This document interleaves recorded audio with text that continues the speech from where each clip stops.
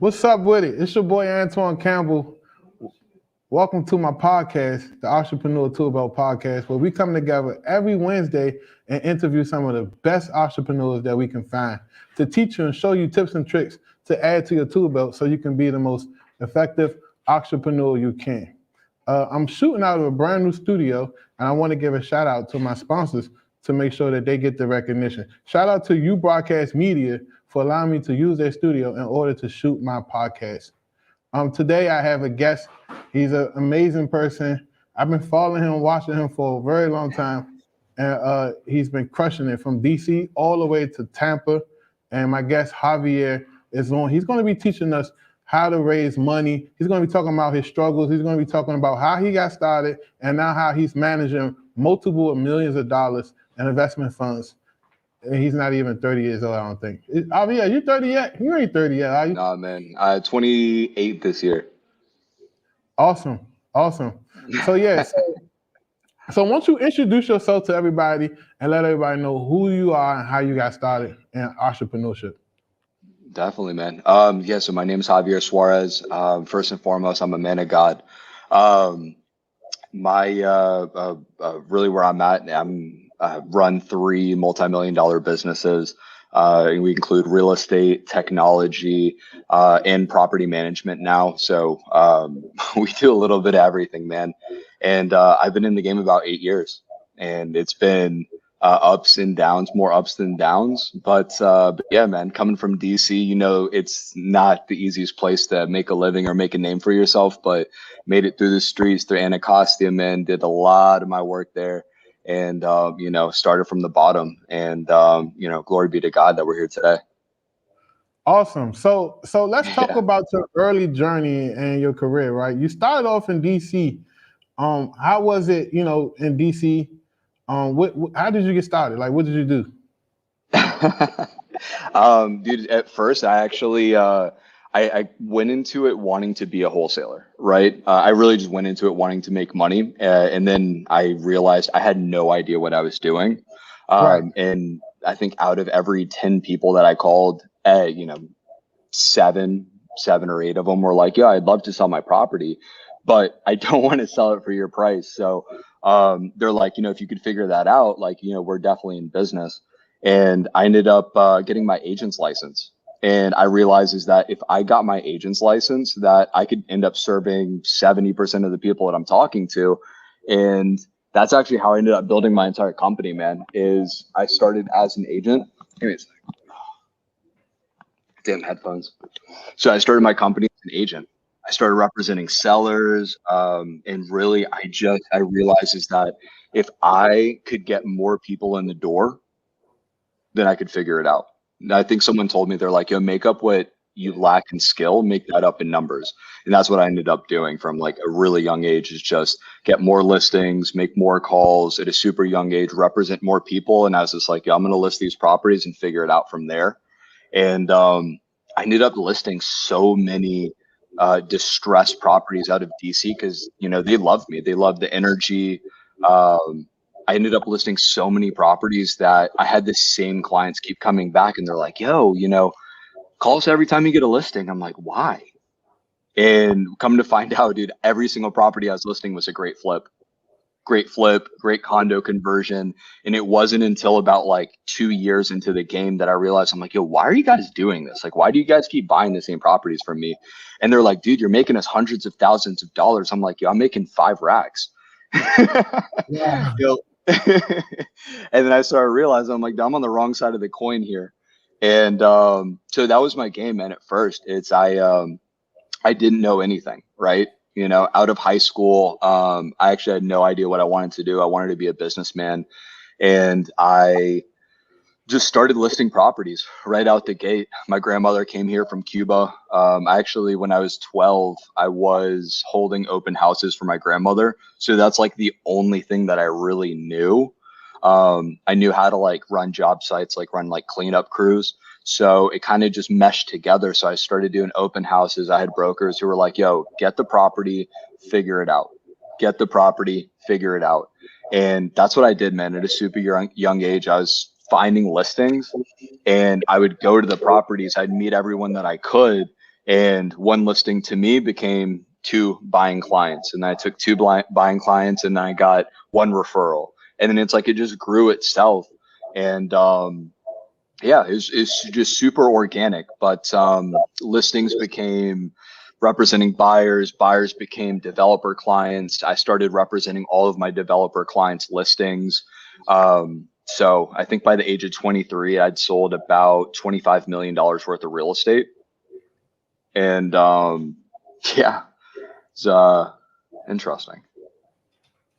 So you started off on a residential transactional side, and literally leveraged the people you was working with to kind of like grow as a stepping stone to get to the next level. Like, what was the conversations like when you start talking to your developers? Like, hey man, let me represent you on the back end. Like, how did you make that work? Great question, man. So first, first it was, I would present deals to my clients, right? And especially at 20, 21 years old, I had no idea what the numbers were, right? My rule of thumb was like, hey, 50% of ARV was somewhat of a good deal. I heard it, but I didn't do it. So I just start sending listings to developers, right? I'd get a property and I'd send it. I'd get a property, I'd send it. And they kept telling me, they're like, yo, you're really bad at this. And like every bad, time they, like good, bad, or bad, like trash. They're like, yo, you need to like go do something else. Like, real estate's not your thing.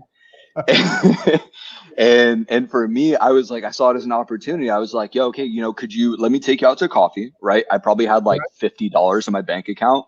So I knew coffee was the cheapest thing that we could have a conversation over. And I was like, yo, you're really successful, but let me take you out to coffee. It'll be like 20 minutes. I just want to pick your brain. So I took all of these developers out and I picked their brains on why was it a bad deal? How could I do my deals better? And so I started tightening my group, right? And then they had respect for me. They're like, yo, I appreciate you like wanting to get better about yourself. And then I started getting better deals. So then once I got better deals, I called them back. I'm like, yo, hey guys, you remember that stuff that you told me? I was just like, I did it. Here's this property. And they're like, dude, yeah, I would love to buy it. And I was like, well, I know you have a couple other properties. I'll sell you every single one of my deals. I'll give you first look to it, but I need you to list a property with me. Right. And I had some clients. So most clients, what they did is that they would allow me to represent them in selling one of their properties. And the cool thing about having a renovated property is you don't have to be too talented, right? Renovated properties pretty much sell themselves. So I learned how to do renovated properties from there, and it just went hand in hand. So I started finding real estate, selling it to the developers that I was working with.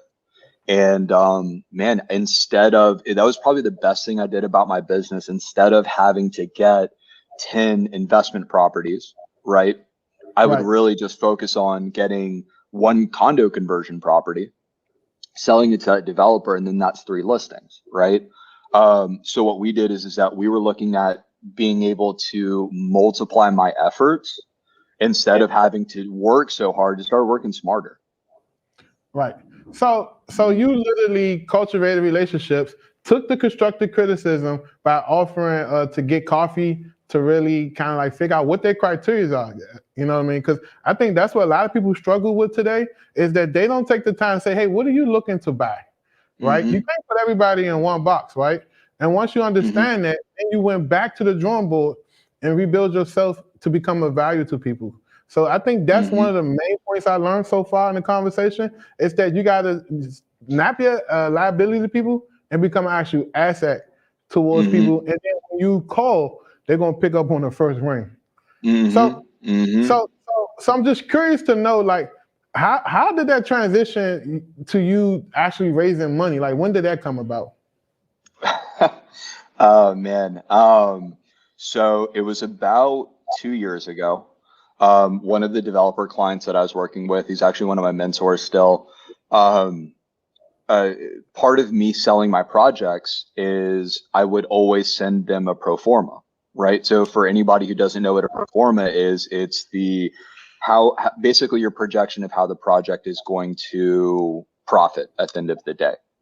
But that was kind of my game. and I would send it to the clients, and I'd say, call me after you sell it and let me know how it goes. So my clients bought, this one client in particular bought, I think 8 projects from me, and all of them were condo conversions. By that time, I had already moved to Tampa, and he calls me and he goes, hey, Javi, I'm going to send you my sheet, let you know how I did. And he made about $3.5 million net, which was about $1.5 million better than I expected. And I had made $250,000 in just commissions. Wow.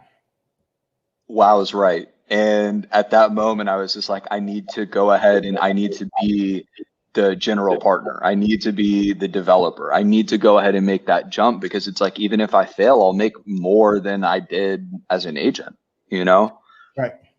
So I'm just curious. So you made $250,000. Okay, you made a little money. That's $250,000 isn't chump change. It takes the average person 6 years to make $250,000, right? Wow, man. How did you introduce yourself to say, hey, listen, make me a GP, and I'm going to bring you so much value that you might as well make me a GP and cut me in on this? What was the process like? Was it like just going out smoking cigars? Was it going on vacation, or was it sitting at their dinner table getting to know their family? What was it that made them decide to make it? So it wasn't me jumping in as a GP on there. It was me deciding that, hey, you know what? I'm going to see a deal and I'm going to buy this. Instead of me saying, hey, I'm going to sell this to somebody else, I ran the numbers as if I was going to run it myself. And I actually said, hey, I'm going to put my name on it. So what I did is that I mentally made myself the GP at the beginning of, I think it was last year is when I really started just going head first and buying my own property. Before I just, put people together, right? You kind of just piece people together, take a little bit part of a partnership. But last year was like when I committed to buying and being the partner of my own property, or, being the general partner of my own properties. So last year, man, I'm sorry to cut you off. Last year, meaning COVID. Last year. Cool. Well, okay, yeah. So right before COVID happened, I bought one property. I was about to wholesale. I looked at it. I had my formulas. I'm like, that's it, right? I had a hard money lender. They're ready to lend me the money on it. And I actually had one investor. I just needed $20,000 to fund this project, right? We went 2 weeks, did the due diligence period, did the appraisals, did everything like that. The day of settlement, my investor calls me and he goes, hey, I'm not going to be able to fund you. Wow. Right. So actually, let me backtrack a little bit. So on my first deal, I realized is that, hey, if I'm going to be the GP, what is it going to take? Right. It's going to take a hard money lender and it's going to take cash. Right. Right. I was like, hey, it's my first deal. I don't want to risk my cash. I was like, there's something's going to be come up. I'll risk that cash, right, in the construction. So I realized on my first deal, I did, what was it? Purchase price was $80,000. Renovation was $25,000. And the ARV was $170,000. Okay. It was a deal here in Tampa. Right. I was living down here at the time, really easy numbers to do. And we just needed to bring $25,000 to the table. So the day that we were supposed to close, I had a guy set aside for $25,000 and he's like, hey, Javi, I'm not going to be able to do the deal. I had another property that wasn't able to close. So I'm standing there. I'm like, okay. I was like, Bobby, you told yourself a couple weeks ago that you want to be the general partner. I was just like, you got to do some general partner stuff. So I just called another person and got him to put the money in. And deal went interesting, right? Construction went great. Everything went good. And probably 2 weeks before we were going to go on the market, COVID hit. So my first deal as a general partner, I'm looking into probably one of the worst recessions that we'll ever see in our generation at the time. You stick to your guns. You have to know what you're doing when it comes to investing. And we put it on the market. We didn't take, the first couple offers that went in, took a couple extra months to sell it. We ended up selling the property and still making $45,000. I ended up making $45,000 and I think I paid my partner $20,000 on top of that. So he ended up making 100% return on his money. And next thing I knew, man, I was hooked, right? I was like, if I can sell a property in the middle of COVID, I was like, I can do anything. Right. COVID was a very interesting time. Like, I know a lot of people, it was even on one side of COVID, like you got your ass handed to you, or you reinvented yourself and made a ton of money. So It was the best thing that ever happened to me, man. Yeah. So right now today, like, we're still technically in COVID. Like, what is your strategy? Are you still just doing fix and flips? Are you doing like infill development? Like, what is that strategy that you kind of, leaning towards going for the next 12 months?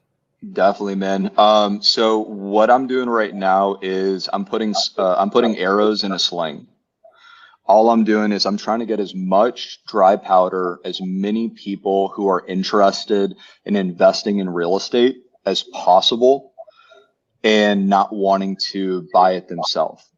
We're not deploying capital so much so, but what I'm doing is I'm waiting for, we're about 6 months out from the commercial real estate market to really start to bleed out. It's bleeding now, but within about 6 months, about by the end of this year is when a lot of the foreclosures, when a lot of the announcements of people who tenants have disappeared on them. So my strategy right now is we're buying apartment buildings and cash flow. So passive income's a big strategy for me. And then I'm raising, not raising capital. So there's a difference between actually taking the capital and then putting investors on the sideline. So I'm not deploying a bunch of capital right now, but I'm stacking up as much capital on the sidelines as possible. So when that right deal comes up, I can make that play. So these not like funds, SEC rich like funds. These like JV type partnerships where you get. So it's called syndications. Okay. Oh, so you actually is doing syndications. Okay. Cool. Yep. Yeah, it's funny. So one of my first funds, I'd spent $30,000 last year on putting a real estate fund together because I thought it was so cool, right? I thought it was so cool. You get your PPM, you get the OMs together, you get all these, 55 pages of the Bible, right? That's what they call it when you put a fund together. And I remember I had a partner of mine, and we laid out all the paperwork on the floor, and we're like, man, we're gonna blow the doors off this thing, and we're gonna buy every single piece of property and raise all this money. And I realized that there's so much regulation within a fund, and most people are pretty turned off when it comes to talking. Like, your everyday accredited investor is going to be so turned off when talking to a fund, because most funds you have to hold for 2 to 3 years, in some 5 to 10. But we did our fund for 2 to 3. I started sending out deals to investors for funding, and they just sent back to me. They're like, yo, why can't we just partner on this? Like, why can't I just come in and you make me a 20, 30% partner on a couple of deals? And it's funny, we created a fund and we didn't even use the fund for the majority of the stuff. We ended up using the same people where they're like, yo, capital moves so much quicker. So we just created an LLC, you bring the investor into it and you go do the deal. And then you split the pot at the end of the day. So yeah, it's really interesting, man. And speaking of COVID, during COVID, a lot of people who were invested in funds wanted out. The biggest shift that we had within COVID is that investors wanted a preferred return. So they wanted a fixed return instead of saying, hey, let me get X% of profits in the deal. They wanted to say, hey, you know what, how much of a guarantee can you get me on, right? I want to be on the operating agreement backed by real estate instead of just, hey, putting money in a pot and saying, hey, at the end of the day, we'll see what happens. Investors, they wanted that security, man. So we were able to see that opportunity and place a lot of investors there. So even outside the real estate thing, because I know real estate, it's not really logical to get an investor to kind of like fund the whole thing. You kind of like leverage, commercial debt. Do you see most of them type of investors like trying to get investments where they get first position collateral versus taking seconds just in case the GP or somebody lose their shit and go bankrupt, they can still recoup their money? Do you see more of them asking about that? More people want to do that, right? What I've learned in my experiences is that you can leverage, depending on what rates you're getting, of course.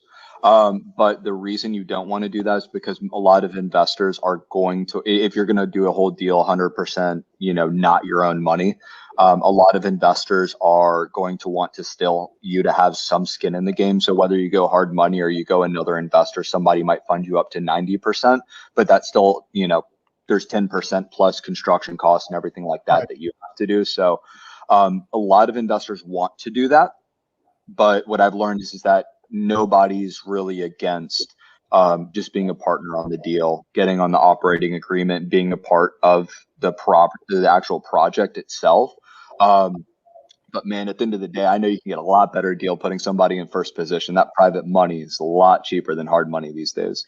Yeah, man, nobody was around to help me when I first did my first deal. Like, shout out to them hard money people. I ain't trying to dog them, but like, it shocks. Like, if you don't know what you're doing, or if you don't have the mentorship or the people that's in your corner telling you about, hey man, you know, make sure you have some extra money because there will be issues. Not if they're gonna be issues, but there will be issues.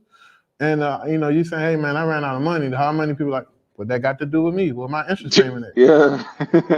It's a cold-blooded game, man. I tell people like, just be careful. So what are some things that you do like that protect yourself where when you go into a deal you can sleep better at night? Great question, man. One of my mentors recently gave me this advice. Pay 6 months in advance. When you go into a deal, you're going to have construction costs that, you know, you're probably going to overrun. You're going to have so many issues of things, you know, some variables you can't control, but the things that will always be constant will be your interest payments and your insurance. Right. So what I do is I like to pay all of my projects 6 months in advance, if not a year, depending on the type of project. Like I just bought a 12-unit apartment building, and you know, I put almost $400,000. No, I'm sorry, I put $40,000. A lot more than that. Yeah, so I put $40,000 aside for like the first couple of months, and it bought me breathing room. It gave me an idea of being able to look at a project. So when the construction does go sideways, and I needed to pay a little bit more to have the right construction done, I wasn't freaking out about the payment. Right. When I went to go list the property, right? You know, just on a single family flip, I wasn't in a rush to take the first offer. Right. That was probably the best thing I did as far as positioning myself in doing better deals, is paying my fixed costs in advance. I think that's the best advice you can give somebody. It's a lot of people out here, they're like, no, you ain't got to bring nothing to the table. And next thing you know, like you're struggling, because these interest payments are not your typical interest payments. These interest payments don't even go through pay down costs. This is straight interest only. So like if you're doing $100,000 deal at 12%, like they want their $1,200 a month. That's like a whole mortgage. So like if you're in the middle of trying to get to your next draw, and let's say, for example, you use a hard money lender that's national, that's using somebody else's money, that draw might be 2 weeks out. Yeah. You know what I mean? So that's why I'm telling people, anybody out here that's doing, you know, any type of fix and flips that want to do fix and flips, guys, position yourself well with liquidity.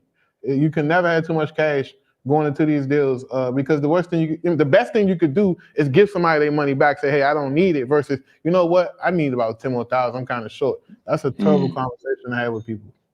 Yeah. So I'm just curious to know, like, you from DC, right? I'm not sure how comfortable you want to talk about the whole, you know, moving to Tampa thing, but how the hell you end up in Tampa from DC? DC is a good place.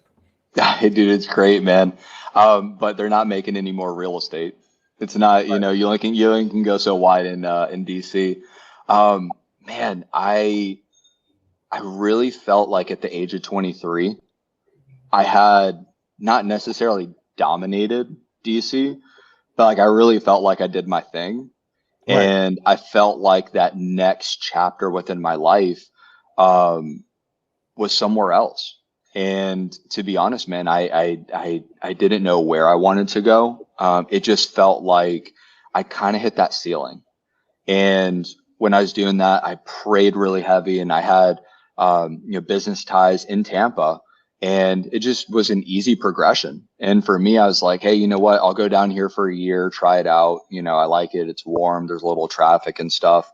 And I ended up moving down here, and you see so many things coming from a big city Right. that it's like years ahead.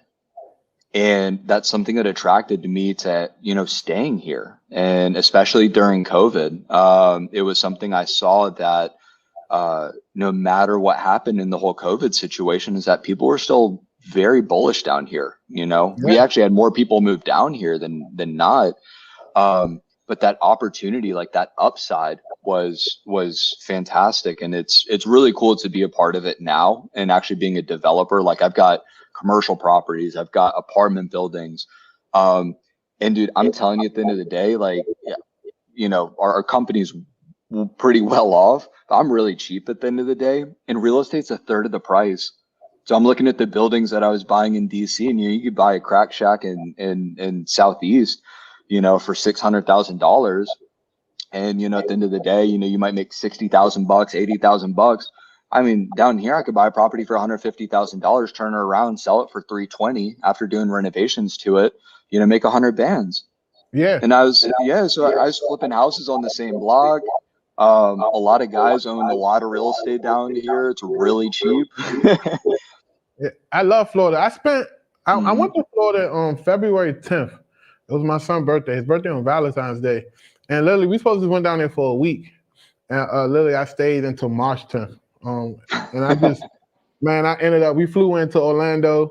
I ended up going to, Fort Lauderdale for about a week. Miami. Then I went up to West Palm Beach. I got a ton of family in West Palm Beach. Shout out to my West Palm Beach family. And then I turned around and we went to Key West, somewhere I'd never been, and it was so amazing. And that really, like, just being in Florida, bro, like, it changed your mindset. Like, I'm from Washington, D.C., but when you go to Florida, it's a whole nother game, right? You see all this, you see, between me and you, I don't think Florida never actually closed. Like, it was wide open. Like, we never did. Because of COVID. So, like, I've seen more Lamborghini trucks than I seen Honda Accords when I was there.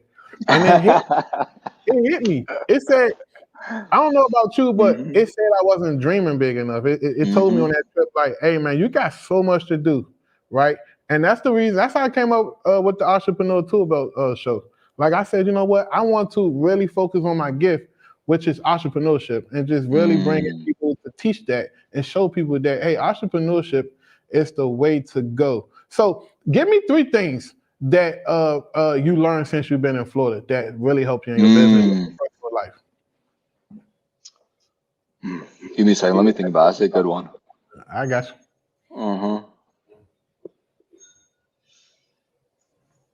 Okay. I'd say vision. Vision. One of the things that we have here in Florida is we got a lot of old people. Definitely. And what they hone in on, and man, is you're gonna be here for a long time. And instead of, for me being a go-getter and just wanting things now, I changed my mindset to saying, what's my vision in 10 years, right? I want to be a billionaire in about 3. I'm 27 now. I want to be a billionaire by the time I'm 30. But that's not a 10-year goal, right? So I was thinking about, philanthropic and so many things. But what Florida's caused me to do, it's caused me to think bigger. Because in DC, I cap myself. I really, I agree. Yeah. Yeah. So I really thought, very short term, and living down here, man, you get so much more exposure to a lot more people. They're willing to talk to you, share their story. And that resonated with me a lot. And, I had so many more thoughts about legacy, right? So I started visioning, thinking about the future. My second thing probably be balance. We got beaches here, man. That was probably one of the coolest things that I was able to do is that, like, you go hard Monday through Friday, and it's like I can go to one of the best beaches in the world, in the Clearwater Beach. I can go hang out there, get a hotel for the weekend, and I'm able to take that time and I'm able to start working on my vision. I can start working on things that make me happy, not just things that make me profitable, right? And I couldn't do that in DC. I would go up to Ocean City. City out last year. I went to Ocean City. I stayed there for like 3 months. I I love Ocean City. Yeah, I'm Yeah, down with you Ocean City. already. Yeah, once you go there a couple times, you definitely wean it out. But man, what's that third one? Man, I'd say third is um, risk. Risk is go out there and take chances. I ended up during COVID while I was here last year. I ended up taking my skip tracing company and moving that from like a little side hustle business. And Right. what I wanted to do is I wanted down here is I wanted to not just be known as the real estate guy, right? Down here is very entrepreneurial, and what I wanted to do is I had a lot of people who were willing to help support me in that and support that vision. And they saw that vision that I was talking about earlier, and they're like, yo, hey, let me you're willing to risk that? And I didn't believe that anybody else would hold on to that. I was like, man, this is risky. I'm going to believe in myself on doing that. I'm going to take that chance. And when I took that chance here, other people had that same spirit. So they said, hey man, you're willing to do that risk? Hey, let me jump on that same wagon with you. Right. I mean, other companies doing, 5 figures a month consistently. And it's like, it's if I didn't have that tolerance for risk down here of other people saying, hey, yo, go for it. You got this.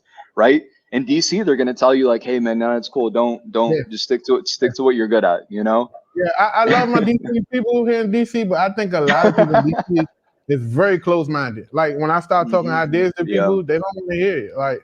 Like they're comfortable and confident in what they're doing that they can't even think, okay, this is the next play. You know what I'm saying? And the one thing I like about Florida is that people from all walks of life go there. Like, why you there? It's like you on a never-ending vacation because everybody's always on vacation. So I was at the hotel. I was talking to the guy. Hey, what you do? And next thing you know, we having a high-level conversation. And we sharing tips about entrepreneurship that you couldn't get back home in DC. You go sit down in a restaurant and say, hey, how you doing? They're going to be ready to throw them hands up and fight you like you trying to disrespect them. Yo, tell me about that. That's right, man. DC, it's, and I love DC, man. It made me who I am. Made me very thick-skinned. But, at the end of the day, man, it's just like, you got to have some love, right? You got to you got to appreciate that person next to you. It's like, we'll go out and grab a cigar. Next thing you know, the guy next to you is a billionaire. They own a bunch of commercial strip centers. And it's like that conversation's so much different down here. Everyone's a lot more open-minded. So changed my perspective a lot being down here, man. So I'm pretty sure, I think you met a couple of billionaires before. What's the conversation like? Is it a different conversation? Is it more focused on God? Is it focused on family? Is it focused on the next play? Like, because I think in my heart, it's a difference between a person that's a multimillionaire and that's a person that's worth a few $100 million or $1 billion. Like, it's a different brag. Like, they brag differently. Yeah. Well, yeah, a billionaire, they don't brag. It's the crazy thing about a billionaire, man, is that the conversation is all about legacy. And every single time that I talk about a billionaire, it's legacy and protection. What they look at is how do they protect what they've built, and why did they build what they built? There's always a reason behind it. I've never met a billionaire who said, yo, I'm a billionaire because I wanted to be a billionaire. Almost every billionaire I ever met has told me, they're like, I found what I was really good at, and I just focused on doing that over and over and over again because it was benefiting my family. It was benefiting my cause of what they wanted to do. And what they do is they look at generational, and that was probably the biggest thing is that every billionaire I talked about was never they were never trying to come up. If that's the best way to put it, every billionaire is like, yo, I do one thing really, really well. And that's all they ever talked. We never even talked about what they did. That's the crazy part too, is that they talked about like how they got there, but they never talked about what they did because most of them were so far out of their business that, they didn't even want to talk business. They didn't even want to talk that. They wanted to talk They want to talk family. Billionaires love talking about their family, actually. Love talking about their family. That was the most beautiful thing I think that that I've been able to share, with really high level individuals, is what are the strategies that they did to help benefit their family. So we talk about trusts, talk about different ways of differing, taxable income, that kind of stuff. Conversation's so different, man. Yeah. So what's the one good advice you ever think that you got from a billionaire that you don't mind sharing, like you can share to the public? Buy real estate in a trust. Yeah. Yeah. I remember one guy, he looked at me, he looked at me dead in the eyes. He goes, "You'll never know what I own." And that's the thing, because it like when you look at like billionaires, like you don't want to brag about your assets you own. Like from my point of view, like I don't talk about the money I make, the deals I do, because if somebody ready to come get me or take me out, they know everything I got going on. So like I see it from that side of view. Like if I'm a billionaire, if I'm a person who's worth hundreds of millions of dollars, like I'm a walk-in lawsuit. There's this thing called Me Too movement. Like, you might have some people in your past that felt like you haven't done business with them the right way, that they can kind of like take you to court about. Like anybody can sue you. So like if a lawyer know you worth $1 billion, they're gonna be like, yeah, run me 300,000, I'll take care of it. So like it's always people shaking you down. So what are some things that you're doing to make sure that people just don't shake you down and take what you work so hard for? That's a great question. I think a lot more people need to do this. I have a great attorney. I have an attorney that every single document before I sign, he looks over. And the best thing that you can do in our industry, and not even just real estate, but in business, is have a great attorney, a contracts attorney, because when you sign a document, you're held to that document. Exactly. Best thing you can do. Yeah.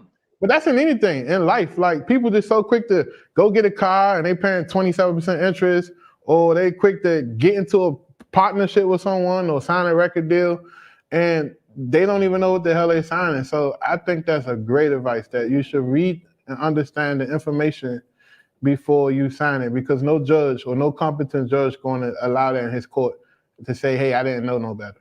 That's not acceptable in the court of law. Yeah, no one says, "Oh, sorry, I didn't know." It's just like you risked it to go get some money, and this is a big boy's game. You want to make big boy money, you gotta. I paid over $2,500 a month to my attorney, and he looks over everything, man. And best decision I ever made, man, because there's been a lot of instances where I look back at it and it's saved me. Tenants, contractors. A lot of situations, man. If I didn't take that time to have my attorney look over documents, it would have put me in a lot of liability. I probably wouldn't be here today. Yeah. So your portfolio you currently building, is this specifically Florida driven? Like you focus on Central Florida to build your portfolio, or is it a little bit everywhere? Pretty much Central Florida, Tampa. I like investing in my backyard. I sold a lot of our single family assets. We're getting rid of the majority of them today, or what do you call it, this quarter. Right. And what I'm doing is I'm consolidating, if that's the best way to put it, and just buying apartment buildings. So instead of having 12 properties scattered out, like I bought a 12-unit apartment building, and I've got all 12 units in one location, and they're all paying, and it's really easy to manage.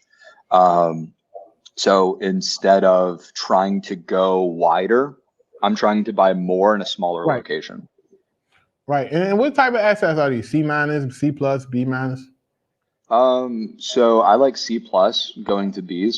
So like I just bought an apartment building for 1.5. It's already semi renovated, but I say C plus because it was owner managed, has just a dumpster sitting in the front of the property.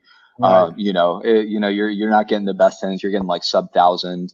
And, but within, we're doing a whitewash, coat of paint on the outside, and we're able to increase the rents about $250, $300. It becomes a B really quick. It's off one of the main roads. But yeah, that's what I've learned. I've learned that you'll make the most money buying in those C plus areas, because especially, in a state like Florida, we've got 1,000 people moving here a day. Those C's become B's really quick. That's really a legitimate statistic, like 1,000 people moving to Florida a day? Yeah, so the census last year, we had 365,000 move to the state of Florida. So it's probably gone up since. It's going to be a whole lot more by the time Uncle Joe finishes with us. So, ooh, man, and that's my yeah, guy. we don't. You like Uncle Joe? Yeah, I like him. You like he smoke a lot. I like him. Man, I don't. He's trying to get rid of our. I just smoke cigars. People swear down I smoke marijuana. I do not smoke marijuana. So yeah, he's trying to get rid of our 1031 exchange, man. So that's actually something that I'm working. I'm looking at here is our real estate's changing here in a little bit, but thank God that Florida, we don't have a state income tax, so it's nice. Yeah. So I asked everybody that came on this podcast as well as my old podcast, Nothing But Nuggets. It's the start of 2000. Well, it's the start of the decade, right? It's 2021. Where do you see yourself in the next 10 years at the end of the decade, 2030?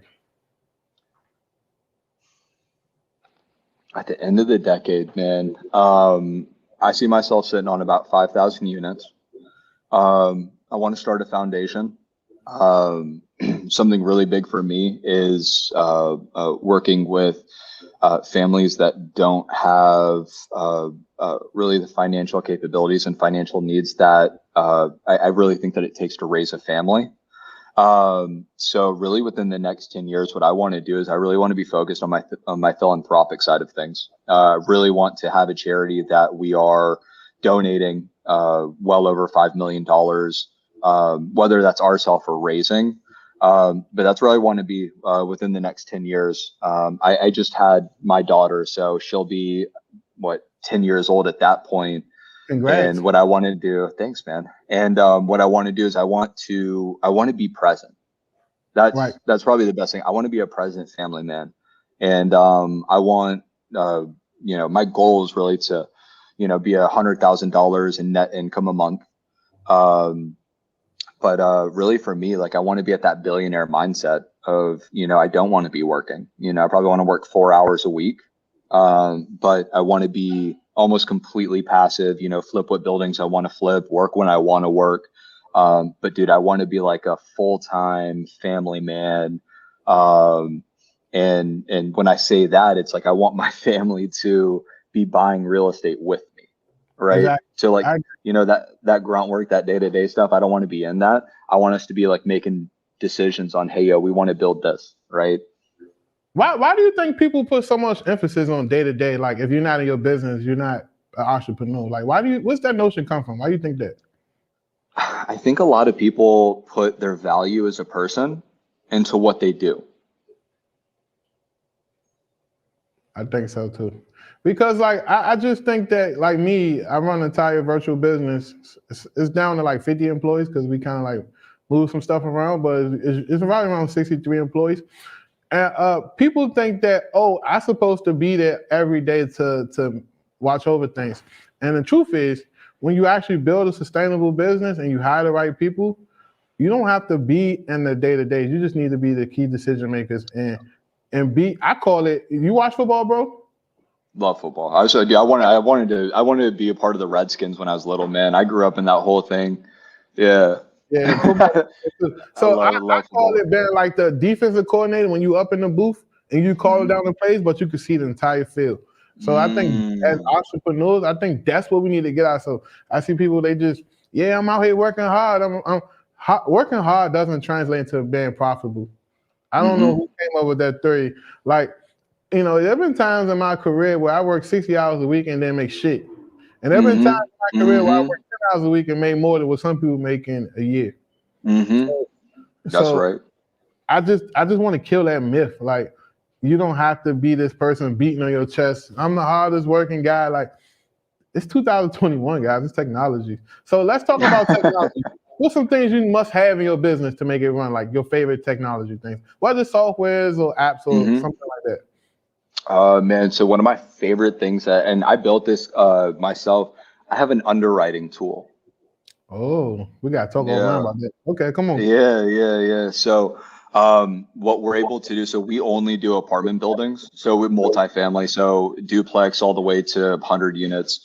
And we are able to evaluate an apartment building and determine if what they're asking is a good deal, if it is a good deal or not. And if it's not, it creates a counter offer and a counter range to an apartment building almost to a T. And we're able to do that in about 2 minutes. Nice. So unlike wholesaling, right? You was in wholesaling before. It's not like, okay, offer. It's more so, how do you pick and choose who you send the LOI to so people won't laugh at you and call you a fool? Like, how do you pick that? Like, okay, this seems like it's worth my time. Type up an LOI and send it over to them. So normally my rule of thumb is if we're within about 30% of what they're asking. So if someone's like, yo, make me an offer instantly, I'm going to put them on the sideline. We'll send them a range. And what we do is we make that very casual. But if someone presents me, hey, you know what, I'd like $285,000 for the property, and my offer is about $250,000 for like a duplex, for example, right? If we're within 30% of what they're asking, that's something we really hone in on. That doesn't go to say we make an offer on every property, right? Because my key is I take that extra time because if you have an offer from me and I give you a solid range and I give you my terms and conditions, we have a little package as well. What we do is that we don't just make offers, but I send that confidence package behind it. So we focus on the ones that were within about 30%, but we make an offer on every property. Yeah. And how's everything set up as far as like your business? Like, is it similar to the wholesaling model still, or is different personnel? Or so we still wholesale. Okay. Yeah, we still wholesale. So about out of every 10 deals, I'll close on about 2 to 3 on my own, and then we'll wholesale the rest. Oh, nice. Yeah. Because the thing is, when you're developing property, man, it's the cash flow is really slow, and especially renting property, it's really slow. So wholesaling is great. You can't beat that. But yeah, man. So what was your question again? I'm sorry. Yeah, so I was asking about the tools, your favorite tools. Then I went down into So after COVID, what I did is we actually right after COVID, I rebuilt my team. Right, it went totally in office, and I'm getting somewhere with this, I promise. So I had a whole physical team. We had about 7 people in office. After the whole in-office experience, right, and them thinking that I had to be there, I realized that wasn't what I wanted to do. So I took a month and I decided I want to go completely virtual. So one of the technologies that really changed my entire business is Hubstaff. And what we ended up doing, you know what Hubstaff is? Yeah, I got 90 people on Hubstaff right now. Go ahead, man. That's awesome. So I've got 3 companies that I run. And what I was able to do on Hubstaff is I was able to cut my payroll in a third, and we were able to increase our productivity tremendously. So Hubstaff was huge. What I do as well is I use a CRM called Zendesk and a Zendesk Sell. And what that is able to do is I'm able to actually track pipelines across different companies. So I'm able to track my acquisitions business, my skip tracing company. Dude. My COO, me and him been arguing for months about, we got a very complex business, just like you. We own our skip tracing company. You know, we have all these different, companies, and we're trying to figure out a way to, how can I look at everything in one glance in different pipelines, like you just said. So that's an awesome nugget. And if you guys not changed my whole business. Yeah. It's cool. You can run reports. It's cool because you put all of the contacts, you can put all your contacts in one section, but then they have a deal section. So then you can run different businesses at the same time and give permissions to different people to run those companies. But then you can pull a dashboard and it has a phone system built into it. It has reporting. It records every call. Absolutely, I mean, revolutionized. Are you allowing your salespeople to use that phone system? Yeah. Oh yeah, dude. Because so what we do. So my fiance, she actually listens to every single call that all of our team's making. So what we do is we actually use Mojo for cold calling, Okay. and then we use Zendesk Sell to then follow up with our clients. So when they call in, right? One of the biggest things is I was using Podio my whole life. So every time I'd have Podio, we'd have to use Podio, CallRail, Nextiva, Right. and then you never knew who was calling in. They call in, hey, what property are you calling about? Oh, yeah, right. We wanted to make an offer, right? So Zendesk Sell, you can load it up to your phone. You can take calls and make calls on the computer, and it actually pops up and says, yo, hey, Mary Joe's calling about 123 Main Street. So you answer, and you're like, yo, hey, Mary, are you calling about 123? You got another property to sell. And it increases the conversation tremendously, man. Is again increased productivity tenfold. Yeah, that's crazy. I know time is money. So listen, what you want to leave the people with, if you can leave them one last message? I would say write a goal for the next 15 years. For every year, what's one thing that you want to accomplish? I agree. I did some crazy shit this year. I started a garden. What else I do? I really got back into my health, fitness. Like, you got to step outside your comfort zone. Yeah. I took a 1 month vacation away from my business. So I agree. Anything else? Oh man, pray for what you want.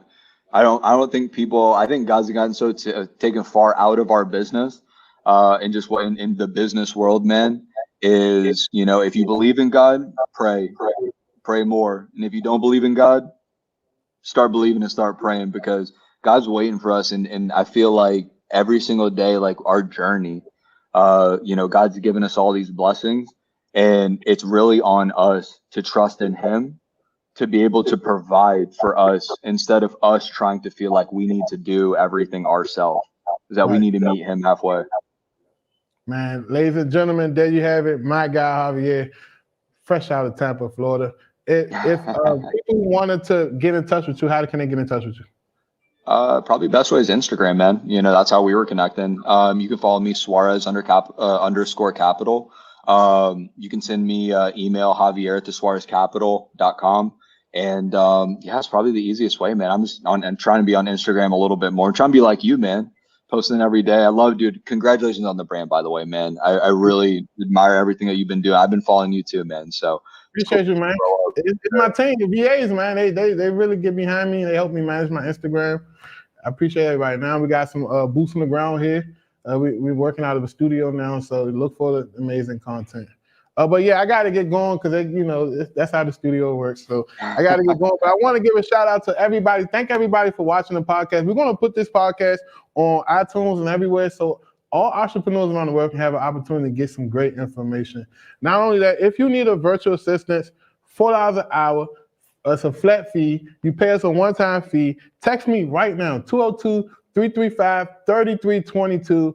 Look behind me, look on the side of me. You can't find a better price than that. We train them, 6 months warranty, all that good stuff. Until next time, I see you guys next week, 8 p.m. Appreciate my studio, guys. Thank you so much. Thank everybody. Appreciate everybody. Thank you, brother. I appreciate you.